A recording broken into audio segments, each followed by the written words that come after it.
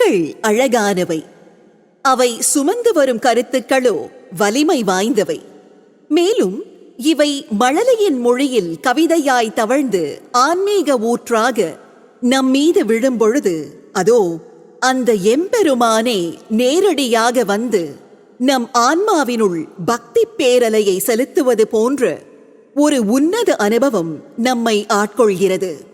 ஆம், கோவை ஆழ்வார் ஸ்ரீநிதி அவர்களின் கொஞ்சும் மழலை தமிழில் ஆன்மீக சொற்பொழிவு உள்ளபடியே நம் பக்தி உணர்வை, ஆன்ம தேடலை ஆழ்ந்த சிந்தனை பெருக்கினுள் அழைத்துச் செல்கின்றது.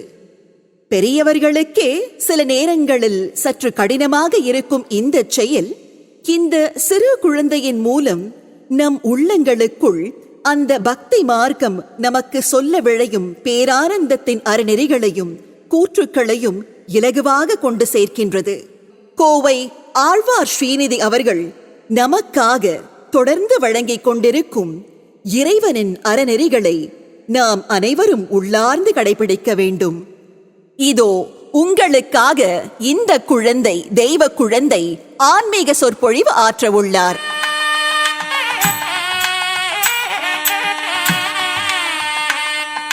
வாக்குண்டாம் நல்ல மனமுண்டாம், மாமலரால் நோக்குண்டாம், மேனி நூனடங்காது பூக்கொண்டு துப்பார் திருமேனி தும்பிக்கையான் பாதம்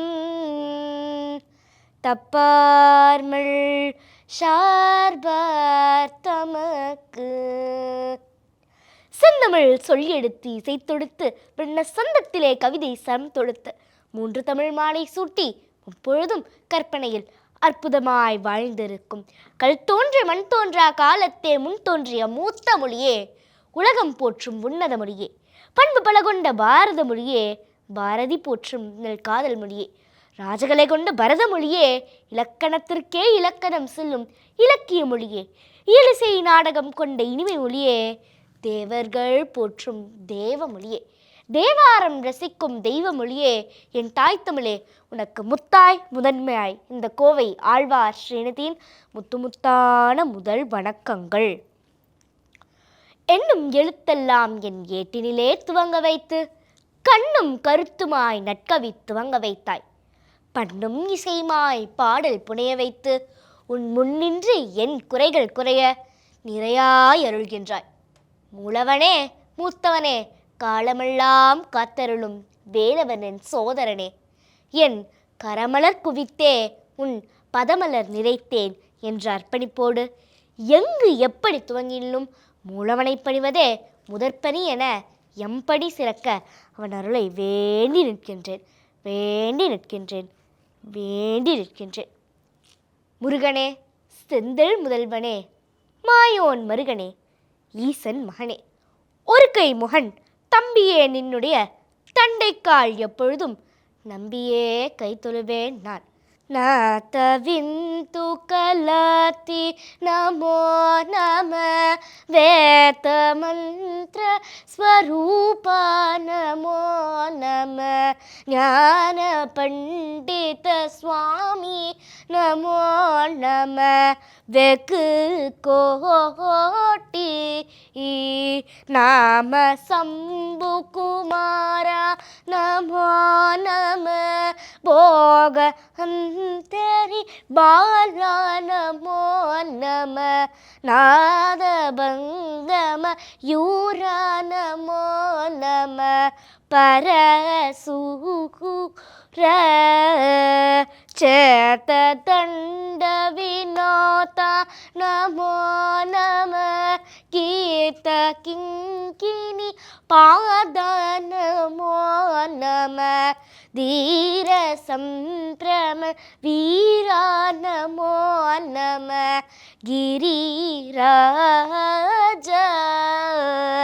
दीप मंगल ज्योति नमो नम तूय अंबल नीला नमो नम वेद कुंद ஜரி பாதா நமோ நம அருள் தாராய் அருள் தாராய் அருள் தாராய்.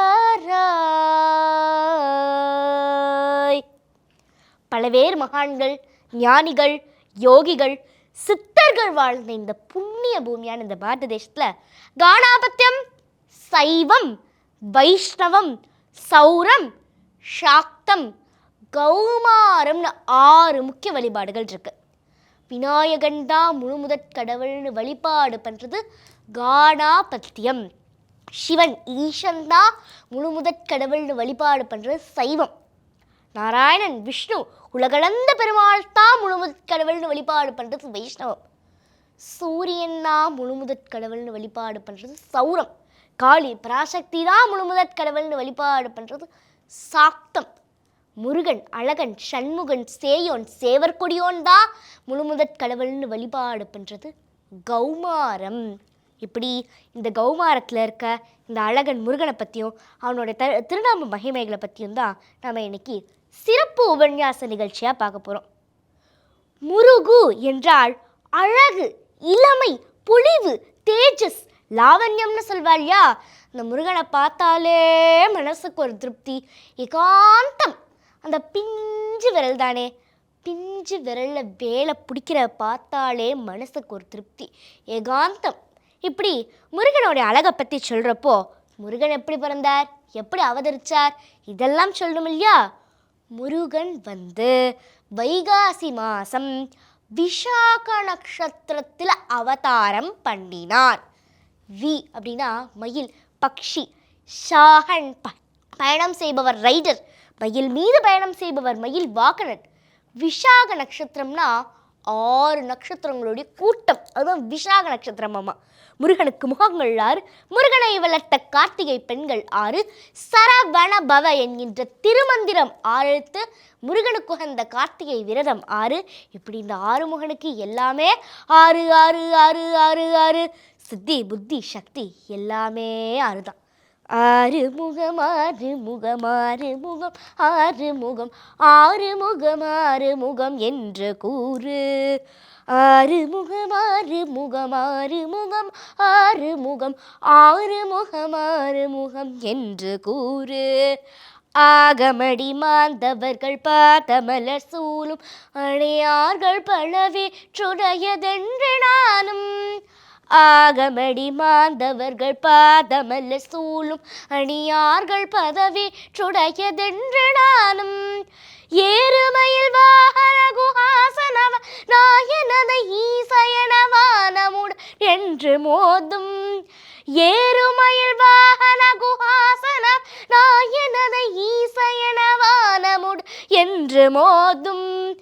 ஏழை கல்வியாட்குளமி தேது நவினாவிதுனர் ஏவர் புகழ்வான் மறையும் என் சொலாரோ. ஏழை கல்வியாட்குளமி தேது நவினாவிதுனர் ஏவர் புகழ்வான் மறையும் என் சொலாரோ. வீறுபடு மார்பு கொடுமேனி அவர் ஏழை கல்வி வீரமயில் வாகவுமை கந்தவேலே. வீறுபடு மார்பு கொடுமேனி அவர் ஏழை கல்வி வீரமயில் வாகவுமை கந்தவேலே. ஈசர்கள் தம்மோடனது இவினை எல்லாம் அணிய நீருதனி வேள்விடும் மனங்கள் வேளா. ஈசர்கள் தம்மோடெனது தீவினை எல்லாம் அணி நீருதனி வேள்விடும் அணங்கள் வேளா. சீறி வருமாறமுடனானையோர் ஆனை முகர் தேவர் துணை வாசிக்கறி அந்தர் கூடம்.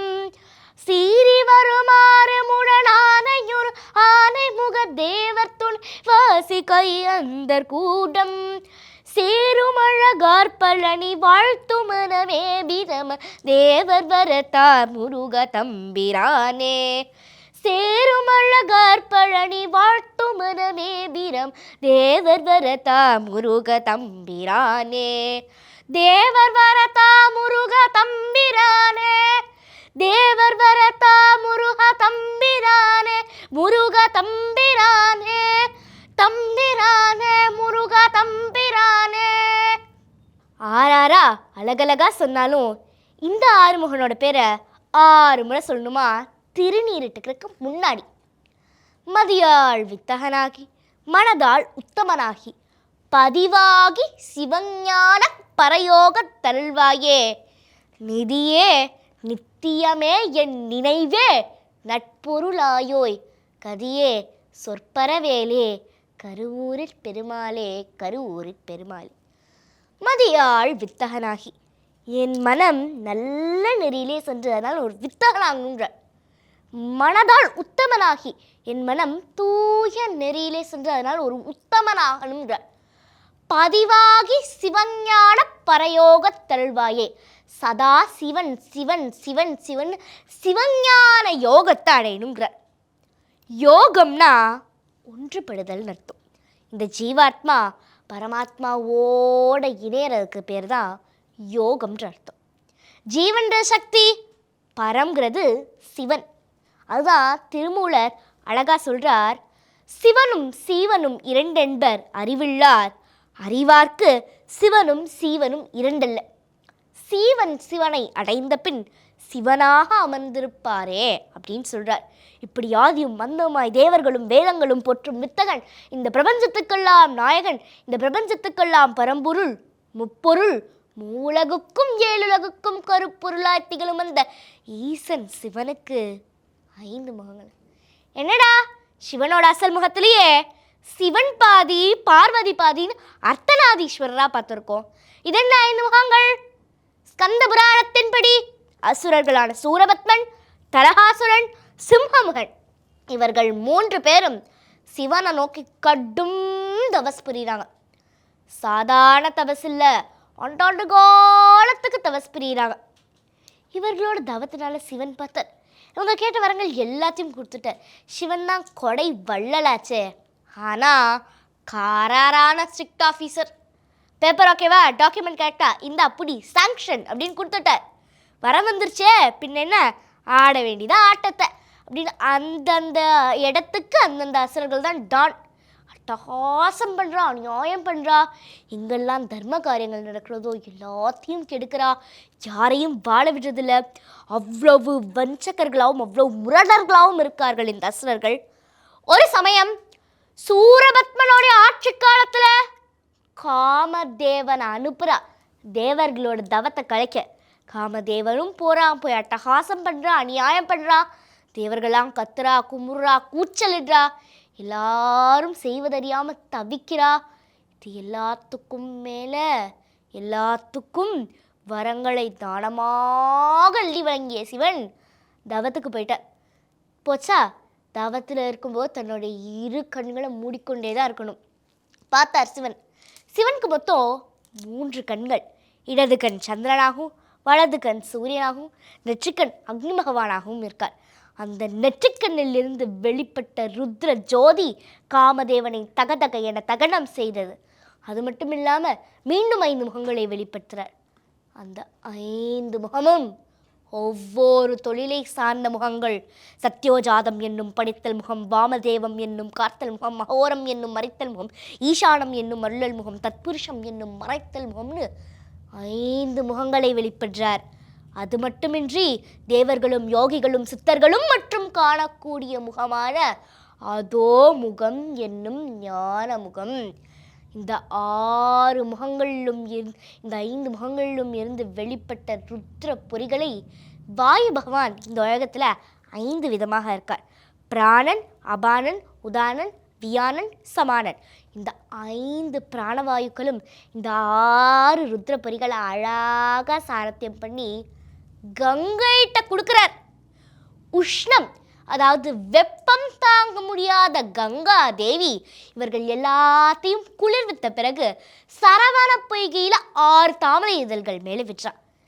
இந்த 6 குழந்தைகளும் 6 அழகான ஆண் குழந்தைகளா, குட்டி குஞ்சு அழகான ஆண் குழந்தைகளா கார்த்திகை பெண்களோட கையில் அழகாக தவழ்றா. இப்பந்தான் வரா கௌரி பார்வதி தேவி. ஆஹா ஆஹா ஆஹா, இந்த 6 குழந்தைகளும் தாயோட வயிற்றில் கர்ப்பப்பொரியிலிருந்து பிறக்காத குழந்தைகள் தான் ஆனால் அந்த ஆத்மயோகி சிவனுடைய நெற்றிக்கண்ணில் இருந்து வெளிப்பட்ட ருத்ர ஜோதியில் இருந்து பிறந்த குழந்தைகளாச்சே, எப்படி இருக்கும் தேஜஸ். பார்க்குறா கௌரி பார்வதி தேவி. எந்த குழந்தைய முதல்ல தூக்கான்னு அவருக்கு ஒரு கன்ஃபியூஷன் வந்துட்டான். ஏன்னா 6 குழந்தை இருக்கு இல்லையா, பார்த்தா ஒரு குழந்தைக்கோ கருவண்டி கண்ணழகு, இன்னொரு குழந்தைக்கோ கண்ணாடி கண்ணமழகு, அதன் அருகே இருந்த குழந்தைக்கோ தேன்வடியும் வாயழகு, அதுக்கு பக்கத்தில் இருந்த குழந்தைக்கோ முல்லைப்பூ வரழகு, அதன் அருகே இருந்த குழந்தைக்கோ சுள்மேக கேசமழகு. அதுதானே முருகனுக்கு அடையாளம்.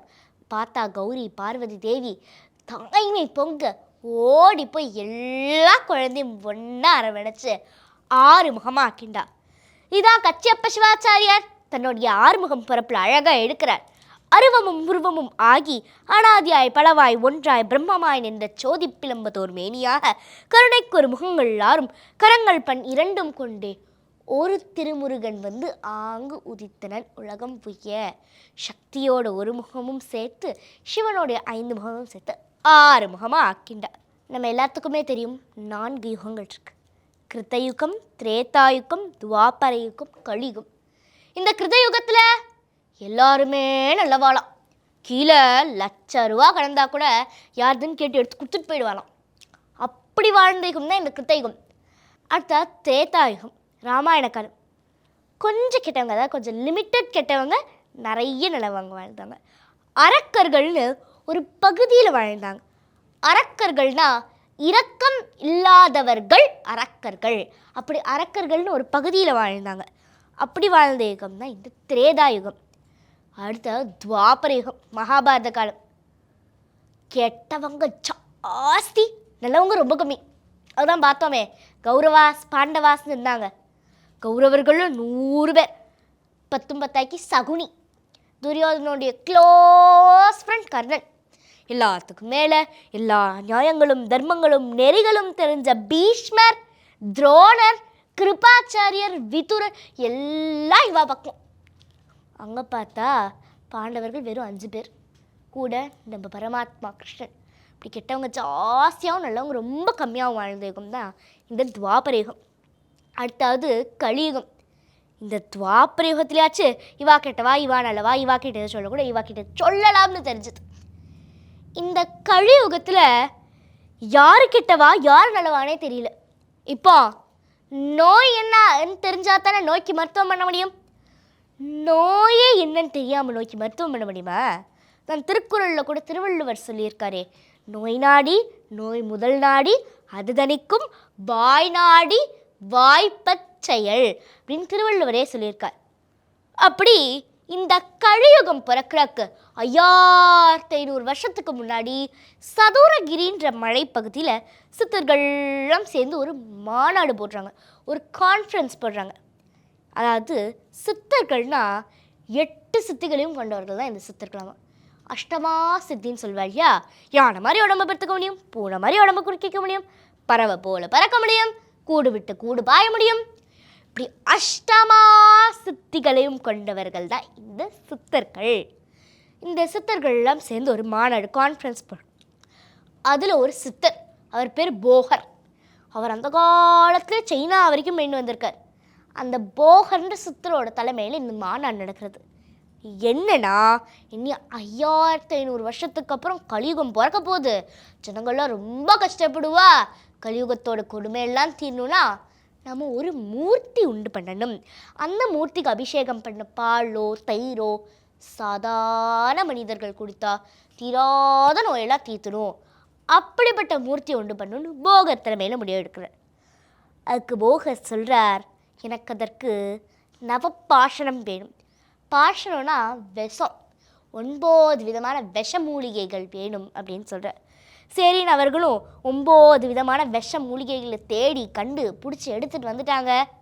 போகர் முதல்ல 2 மூலிகை எடுக்கிறார், பிழிஞ்சி சாறு எடுக்கிறார். பார்த்தா பாகு முறிஞ்சு போயிடுச்சு. நம்ம வீட்டிலலாம் அம்மாக்கெல்லாம் ஸ்வீட் செய்யும்போது பாகு முறிஞ்சு போய் குலாப் ஜாமுன் ஜீரால மிதக்கிறதுக்கு மேலே ஸ்டாச்சு பண்ண நின்றுருக்கு. அந்த காலத்து பாட்டியெல்லாம் பாகு முறிஞ்சு போயிடும்னு அவ்வளோ பக்குவமாக பண்ணுவாள். இந்த காலத்து அம்மாஸ் ஆன்டிஸ் ஒரு கையில் ஃபோனை வச்சுட்டு இன்னொரு கையில் கரண்டி வச்சுட்டு அந்த பாலையே பொங்க விடுறா. அப்படி பாகு முறிஞ்சு போயிடுச்சு. சரி, இதற்கான தீர்வு முருகன்கிட்டே கேட்போம். போகர் படுத்துட்டார். அன்னைக்கு போகருடைய சொப்பனத்தில் முருகன் சொல்கிறார், நீ பழனிமலைக்கு போ. அக்னி நட்சத்திர சமயத்தில் தான் 21 நாள் அக்னி நட்சத்திர சமயத்தில் நீ பழனிமலைக்கு போ. அங்கே ஒரு மூலிகை பூ இருக்கும். அந்த பூவையும் அந்த பூவோடைய சாக்கையும் எடுத்துன்னு வந்து இந்த சாற்றோட கிழந்தேனா உனக்கு விக்கிரகம் கிடைக்கும். இன்னி வரைக்கும் அக்னி நட்சத்திர சமயத்தில் பழனிக்கு கிரிவலம் போகிறது உண்டு. இந்த மூலிகை காற்று பட்டாலே தீராத நோயெல்லாம் தீர்த்துடுமாவா. அப்படி போகர் இந்த அக்னி நட்சத்திர சமயத்தில் அந்த பூவை போய் பறிச்சுட்டு எடுத்துன்னு வராங்க. இந்த சாத்தோட கலந்து ஒரு பொம்மை மாதிரி ஒரு மாடல் மாதிரி பண்ணுறார். அந்த அந்த பாகு மிச்சம் எடுத்து 2 விக்கிரகமாக பண்ணிடலாம். 2 விக்கிரகமாக பண்ணுறார். போகர் முதல் விக்கிரகத்தை எடுக்கிறார். அதுக்கு ஒரு கோட்டிங் கொடுக்குறார். இப்போ இதுக்கு அபிஷேகம் பண்ணலாம். ஏன்னா அதுக்கு கோட்டிங் கொடுத்தாச்சு இல்லையா. இதுக்கு கோட்டிங் கொடுக்காம அபிஷேகம் பண்ண முடியாது. ஏன்னா இது பாஷனம். பார்த்தார். இதை அப்படியே எடுத்துன்னு போய் பழனியில் வச்சுட்டார். இப்போ நம்ம பார்க்குற பழனி தண்டாயுதபாணி போகர் பண்ணது. நம்மளாம் எவ்வளவு கொடுத்து வச்சுருக்கோம் பாருங்கள். சித்தர்கள் வாழ்ந்த காலத்தில் பண்ண ஒரு விக்கிரகம் நம்ம இன்னி வரைக்கும் பழனி முருகனாக சேவிச்சிட்ருக்கோம். அழகான பழனிமலை ஆண்டவா, உன்னை அனுதினமும் பாட வந்தேன் வேலவா. அழகான பழனிமலை ஆண்டவா, உன்னை அனுதினமும் பாட வந்தேன் வேலவா. வள்ளிமயில் நாதனே வாவடி வேலனே, வள்ளிமயில் நாதனே வாவடி வேலனே, வர வேண்டும் மயில் மீது முருகையனே. முருகா முருகா முருகா முருகா. அழகான பழனிமலை ஆண்டவா, உன்னை அனுதினமும் பாட வந்தேன் வேலவா. அழகான பழனிமலை ஆண்டவா, உன்னை அனுதினமும் பாட வந்தேன் வேலவா. நல்லதெல்லாம் என்னை நாடி பெருகிட நல்லருள் செய்வாய். நல்லதெல்லாம் என்னை நாடி பெருகிட நல்லருள் செய்வாய். தீயதெல்லாம் உடன் தீந்து கருகிட திருவருள் புரிவாய். தீயதெல்லாம் உடன் தீந்து கருகிட திருவருள் புரிவாய். உனையின்றி வேறில்லை தெய்வம் கந்தையா, உனையின்றி வேறில்லை தெய்வம் கந்தையா. உலகாலும் ஆண்டவனே நீதானையா, உலகாலும் ஆண்டவனே நீதானையா. முருகா முருகா முருகா முருகா. அழகான பழனிமலை ஆண்டவா, உன்னை அனுதினமும் பாட வந்தேன் வேலவா. வெள்ளை திருநீரும் வெற்றி வேலும் உள்ளத்தில் தோன்றுமே, வெள்ளை திருநீரும் வெற்றி வடிவேலும் உள்ளத்தில் தோன்றுமே. வெள்ளி மயில் மீது வேலன் வருவது நெஞ்சம் காணுமே, வெள்ளி மயில் மீது வேலன் வருவதை நெஞ்சம் காணுமே.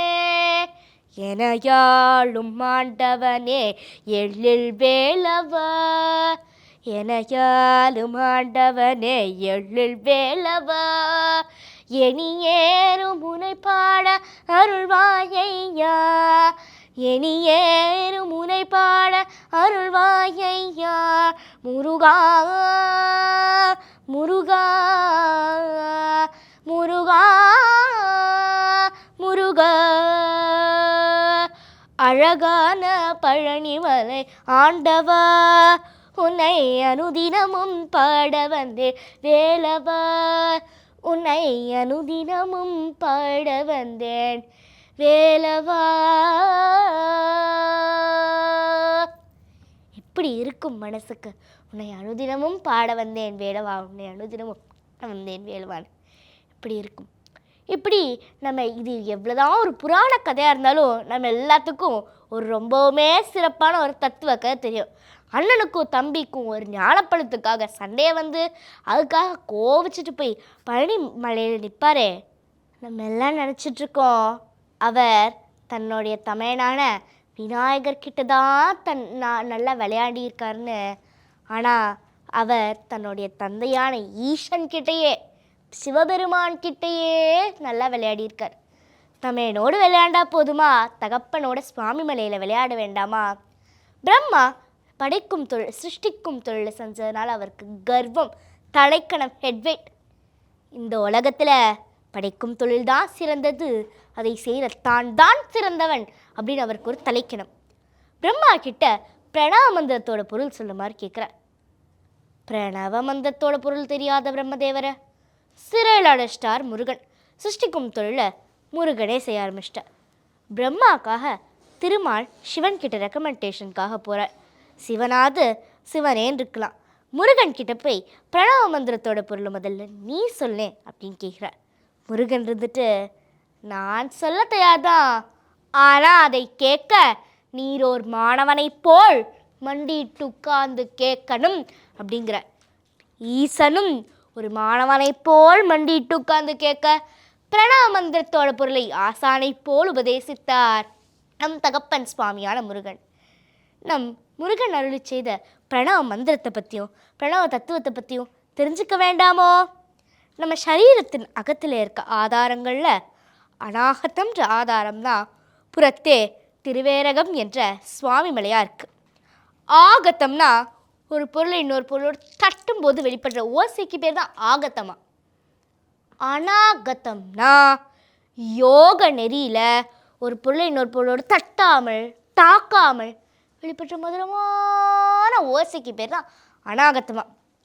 இதை நாதகீத ஒளினம் சொல்லுவா. ஒரு முறை கண்ணப்ப நாயனார் காலத்திமலையை ஏறும்போது இந்த நாதகீத ஒளியை முதல்ல கேட்குறார். அதே ஞான ஒளி தான் சுவாமி மலையில் கேட்குறதாவும் சொல்கிறார்.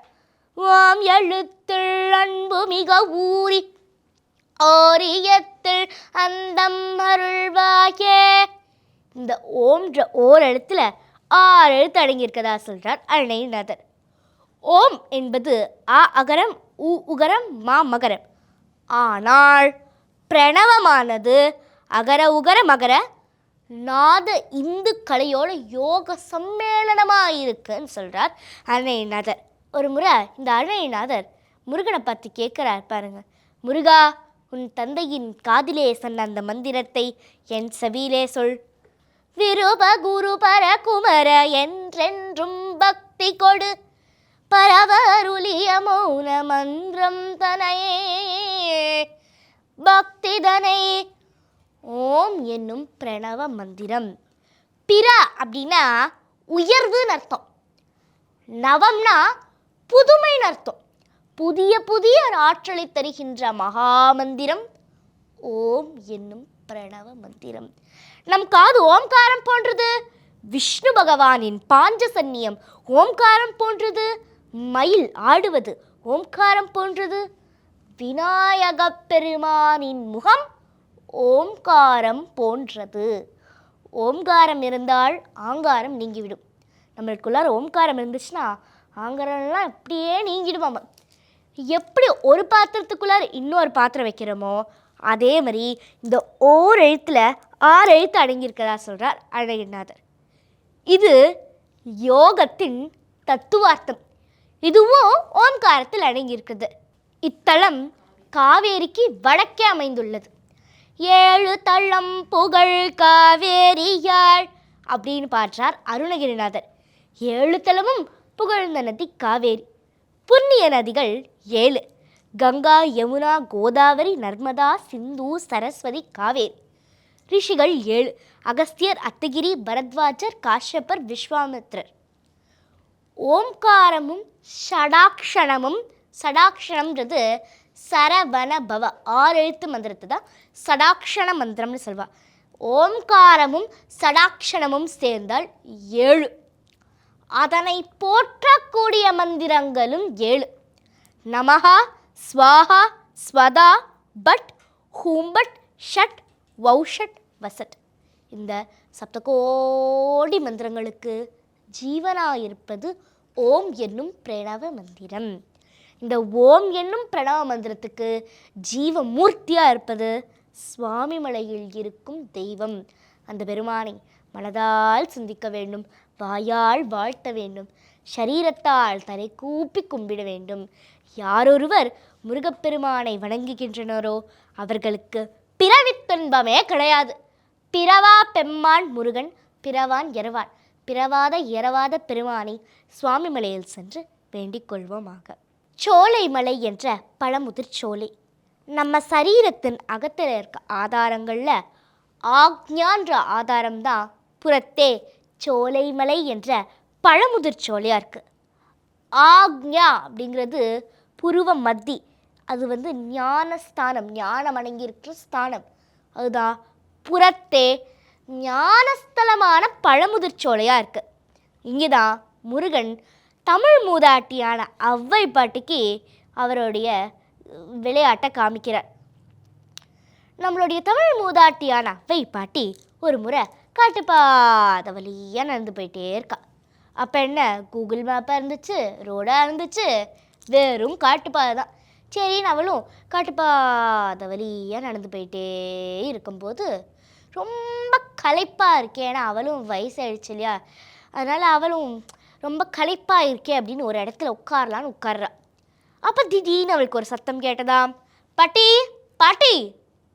அவளும் மேற்கு பார்க்குறா, தெற்கு பார்க்குறா, வடக்கு பார்க்குறா, கிழக்கு பார்க்குறா, எல்லா இடத்துலையும் சுற்றி சுற்றி சுற்றி பார்க்குறா.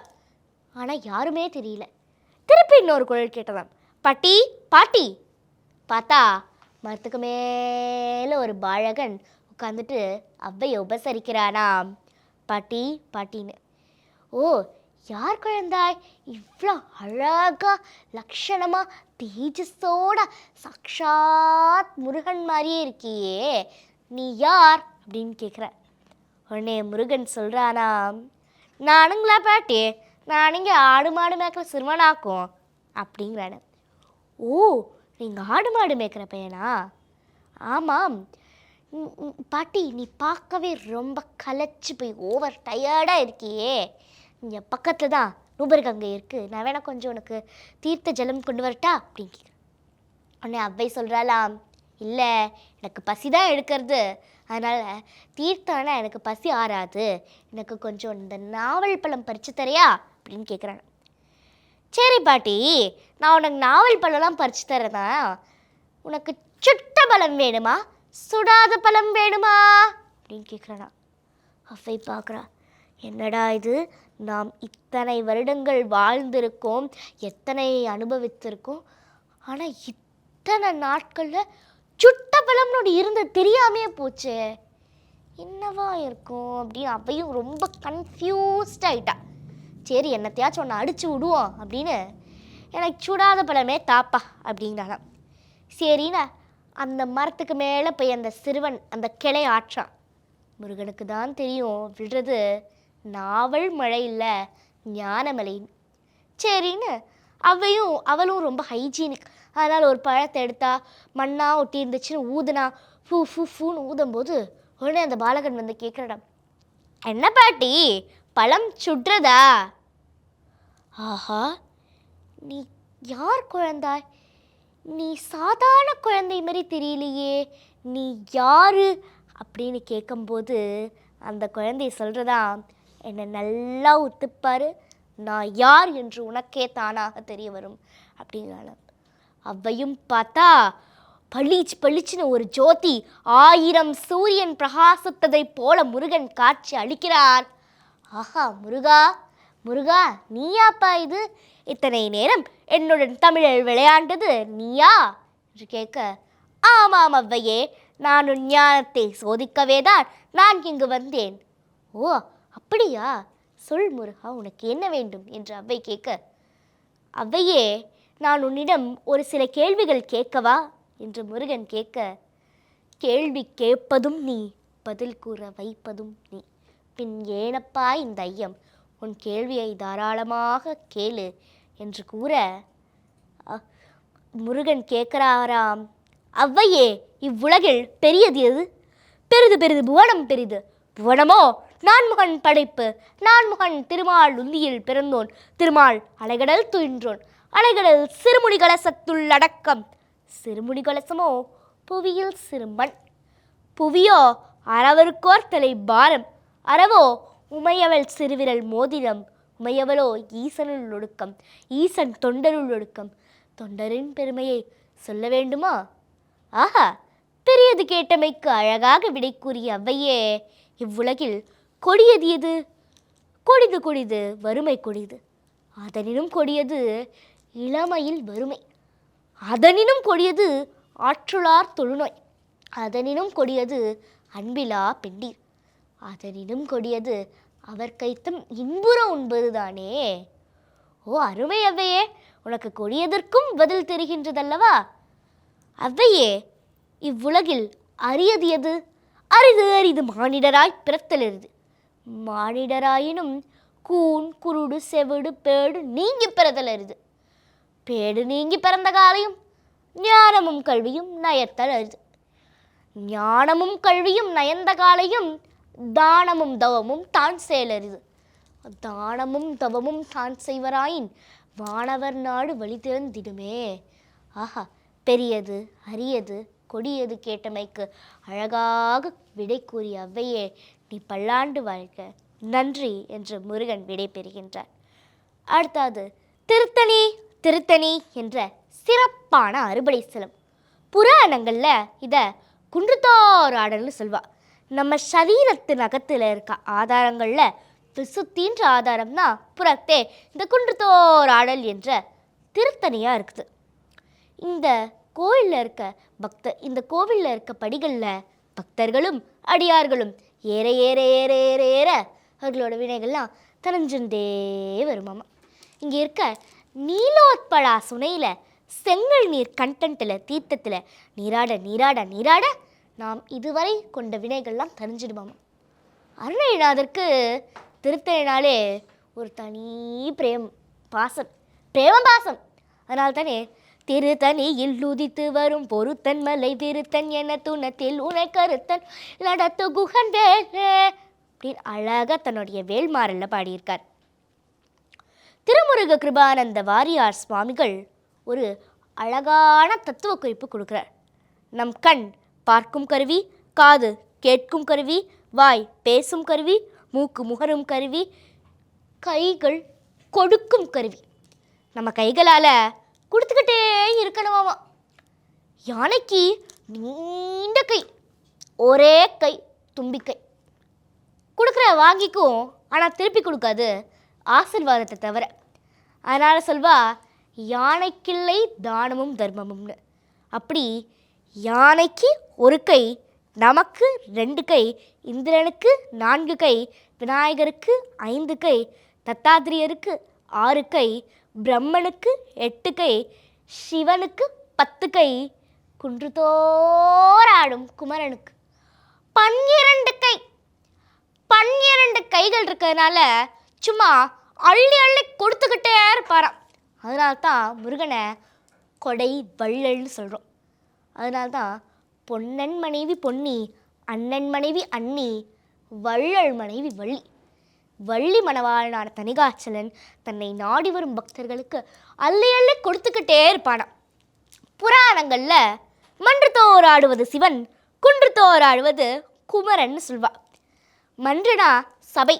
நடராஜ பெருமான் ஆடக்கூடிய சபைகள் 5. ரத்ன சபை திருவேலங்காடு, கனக சபை சிதம்பரம், ரஞ்சித சபை மதுரை, தமர சபை திருநெல்வேலி, சித்திர சபை திருக்குற்றாலம். இப்படி வடக்கில் இருந்து தெற்கு நோக்கி அருள்பாலிக்கின்றார் எம்பெருமான். ஒரு சமயம் மகாவிஷ்ணுவான திருமால் யோக நித்திரையில் இருக்கும்போது பரமேஸ்வரருடைய ஆனந்த தாண்டவத்தை பார்த்துன்னு ரசிச்சுட்டு இருந்தார். அப்போது அவர் கண்ணில் இருந்து 2 கண்ணீர் துளிகள் வெளிப்பட்டன.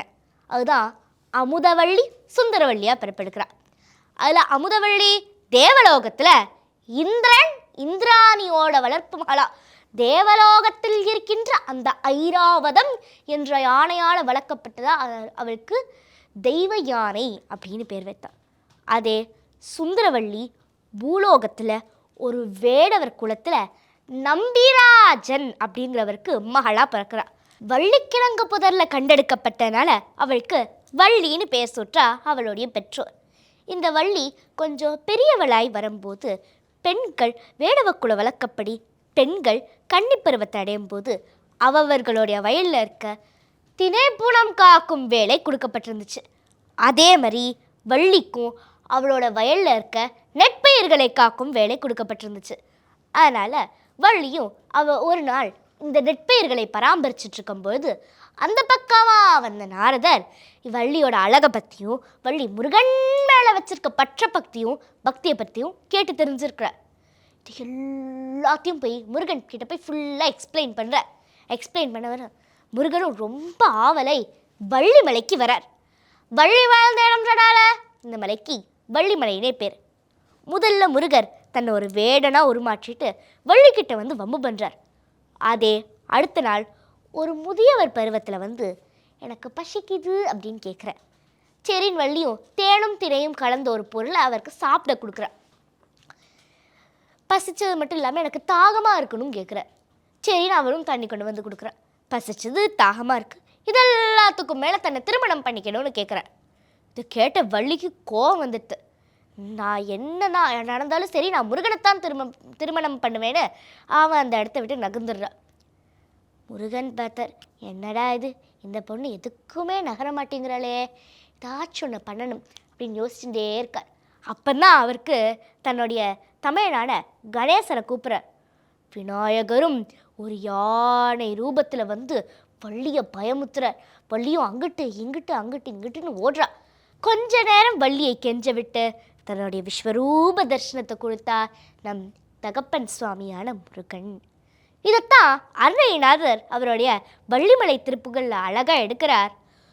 துள்ளி விளையாடு புள்ளி உலை நாண வள்ளிவன மீதுரைவோனே மல்லசுரர் மால நல்ல சுரர் வாழ வள்ளை வடி வேலை தொடுவோனே வள்ளிப்படர் சாரல் வள்ளிமலை மேவு வள்ளிமணவாளாய் பெருமானே அப்படின்னு பாடுறார். அடுத்ததாவது சுவாதிஷ்டானாம்ன்ற திருச்சீரலைவாய் என்ற சிறப்பான அறுபடை ஸ்தலம். பிறவி பெருந்துன்பத்தில் இருந்து நீங்கி பிறவி பெருங்கடலை தாண்டக்கூடிய ஸ்தலம். அறுபடை வீடுகளில் பல விசேஷங்களை கொண்ட இந்த திருச்செந்தூர் ஒரு தேவார வைப்புத்தலம். அதென்ன தேவார வைப்புத்தலம்?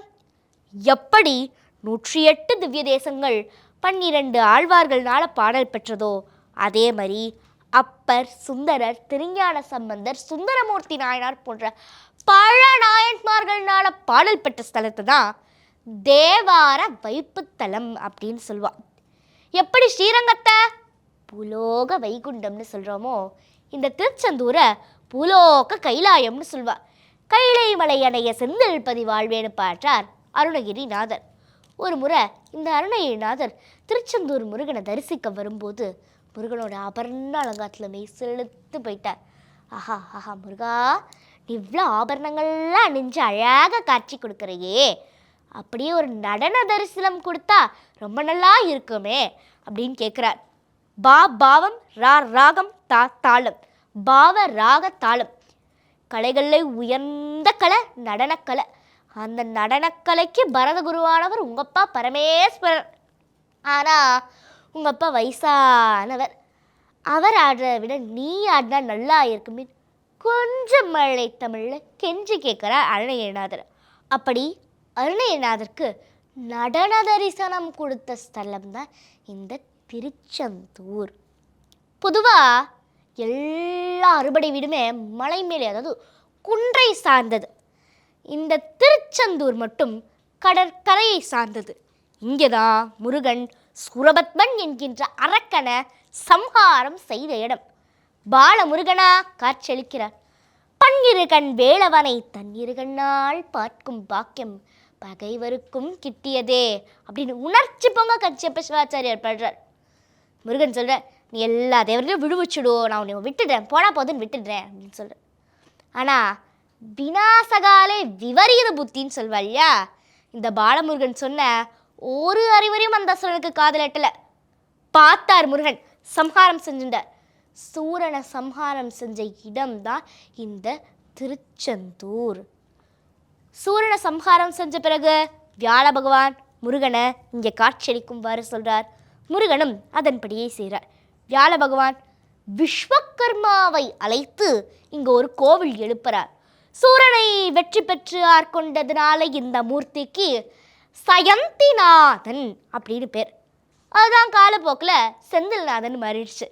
அதே மாதிரி திரு ஜெயந்தியூர்னு இருந்த இந்த ஸ்தலம் தான் காலப்போக்கில் திருச்செந்தூர் மாறிடுது. எப்படி பழனிக்கு பஞ்சாமிர்தமோ திருப்பதிக்கு லட்டோ, அதே மாதிரி இந்த திருச்செந்தூருக்கு பன்னீரிலை விபூதி ரொம்ப பிரசித்தம். இந்த பன்னீரிலை விபூதி தீராத நோயெல்லாம் தீக்குமாமா. சுப்பிரமணிய புஜங்கத்தை ஏற்றிய ஆதிசங்கரருக்கு ரோக நிவர்த்தி கொடுத்த ஸ்தலமாகவும் இந்த திருச்செந்தூர் விளங்குது. சுப்பிரமணிய புஜங்கம் 32 பாடல்கள் ஏற்றிருக்கார் ஆதிசங்கரர். சுப்பிரமணிய புஜங்கத்தோடைய 32வது பாடலும் இந்த திருச்செந்தூர் முருகனுடைய வெற்றியை பறைசாற்றும் விதமாக தான் இருக்கு. ஜயானந்த போகம் ஜயாதார பாகம் ஜயானந்த கீர்த்தே ஜயானந்த மூர்த்தே ஜயத்வம் தத் சதாமூர்த்தி தானேஸ்வசூனோ அப்படின்னு பாடுறார். அடுத்ததாவது திருப்பரங்குன்றம். மகேந்திரபுரத்தில் மாறுபடு சூரரை வதைத்த முகம் ஒன்றேன்னு சூரனை சம்ஹாரம் செஞ்ச பிறகு தேவர்கள்லாம் ரொம்ப சந்தோஷப்படுறா. என்ன செஞ்ச முருகப்பெருமானுக்கு இதோட நன்றியை செலுத்த அப்படின்னு யோசிக்கிறா. அப்பந்தான் தெய்வேந்திரன் தன்னோட மகளான தெய்வ யானையை, திருமகள் மகாலட்சுமி போல இந்திரன் வளர்த்த தன்னோட மகள் தெய்வ யானையை முருகனுக்கு திருமணம் செஞ்சு கொடுக்கும்வாறு யோசிக்கிறார். இதை தவிர அவருக்கு வேற வழியே தெரியல. இதுக்காக திருமால் கிட்ட ரெக்கமெண்டேஷனுக்காக போகிறார். பாவம் பெருமாள், எல்லாரும் பெருமாள் கிட்ட தான் ரெக்கமெண்டேஷனுக்காக போகிறார். அது மாதிரி பெருமாளும் சொல்கிறார், அமுதவள்ளி சுந்தரவள்ளியாக பிறப்படுத்த இவர்கள் இருவருமே முருகனை அடையணும்னு தான் கடுகாலம் தபஸ் பண்ணியிருக்கா. நீ எடுத்த ரொம்ப சரியான முடிவு தெய்வேந்திரா அப்படின்னு சொல்கிறார். இதை கேட்ட தெய்வேந்திரனோட மகிழ்ச்சிக்கு அளவே இல்லை. முருகன் தெய்வானியோட திருமண வைபவங்களை செய்ய ஆரம்பிச்சிட்டார். பொதுவாக எல்லா கல்யாணத்துலேயுமே ஒரு முக்கியமான ஒன்று தான் அது மாப்பிள்ளை அழைப்பு தான். முருகனோட மாப்பிள்ளை அழைப்பு எப்படி நடக்குதுன்னா, கொற்ற வெண்கொடை எடுத்தனர், குளிர்பனி கவரி கற்றை வீசினர், ஆளவட்டங்கள் கால் அசைத்தனர், ஒற்றை வார்படை ஏந்தினர், ஊதுபதி கடவுள் மற்றையாதவன் மருத்துவன் சலபதி மரளி. அதாவது கொற்ற வெண்கொடை எடுத்தனர். முருகனுக்கு யார் அந்த வெண்கொற்ற கொடை எடுக்கிறார்கள்னா சூரிய சந்திரர்கள். இவர்கள் இருவரும் தான் அந்த வெண்கொற்ற கொடை எடுத்துட்டு வராங்க. அதான் கொற்ற வெண்கொடை எடுத்தனர். குளிர்பனி கவரி கற்றை வீசினர். அதாவது இந்த முருகனுடைய கல்யாணம் எங்கே நடக்கிறது? மதுரையில் இல்லையா, இங்கே கோயம்புத்தூர்லையா நடக்கிறது? ஜில்லு ஜில்லு ஜில்லு ஜில்லுன்னு காற்று வீச மதுரையில் நடக்கிறது. அப்போ அனல் வெப்பம் இல்லையா, அதனால் வாயு பகவான் சாமரம் வீசிட்டு வரார். கொற்ற வெண்கொடை எடுத்தனர், குளிர் பனிக்கவரி கற்றை வீசினர், ஆளவட்டங்கள் கால் அசைத்தனர், ஒற்றை வார்படை ஏந்தினர், ஊதுபதி கடவுள் மற்றை யாதவன் மருத்துவன் சலபதி மரளி. எல்லா வைபவங்களையும் ஒருத்தர் வாளேந்தி வழிநடத்து போவார், இல்லாட்டி டார்ச் பேரர் அப்படின்னு சொல்வார் இல்லையா. அப்படி முருகனோட கல்யாண வைபத்தோட ஸ்வாட் பேரர் யார் அப்படின்னா மரளி, மரணத்தின் கடவுள் யமதர்மராஜா. ஏன்னா பொதுவாக இவன் வசதி படைச்சவன், இவன் வசதி இல்லாதவன், இவன் நல்லவன், இவன் கெட்டவன், எந்த பாரபட்சமும் இல்லாமல் தன்னுடைய வேலையை சிவனேன்னு செய்கிறதுனால இது யமதர்மராஜாவுக்கு கிடைச்ச ஒரு பெரிய பாக்கியம். முருகனுடைய கல்யாண வைபவத்தை வாளேந்தி வழி நடத்தி போகிறது. பிரம்மா விவாக காரியங்கள் செய்ய சூரிய சந்திரர்கள் இரத்தின தீபம் தாங்கி நிற்க, பார்வதி பரமேஸ்வர பரமானந்தம் மேதி நிற்க, இந்திரன் தெய்வானை தாரை வார்த்து கொடுக்க, முருகன் தெய்வானை திருமணம் இனிதே நடந்தது திருப்பரங்குன்றத்தில். கொட்புற்றன பொற்றமுணர வேட்டு பலியிட்டு குலகிரி கொத்து பல ஒத்து பொறவர பெருமானே பெருமானே பெருமானே. இனி அது கேட்பின் தனி நடு வேலை இனிது இனிது ஏகாந்தம் இனிது, அதனினும் இனியது ஆதியை தொழுதல், அதனினும் இனியது அறிவினர் சேர்த்தல், அதனினும் இனியது அறிவுள்ளவரை கனவிலும் நினைவிலும் காண்பது தானே. இது அனைத்திலும் இனிது அன்னம் டிவி குட்டீஸ் நேயர்கள் உங்கள் அனைவர் முன் பேசுவதுதானே. நன்றி, வணக்கம். சர்வம் சரவணபவ, சர்வம் சரவணபவ.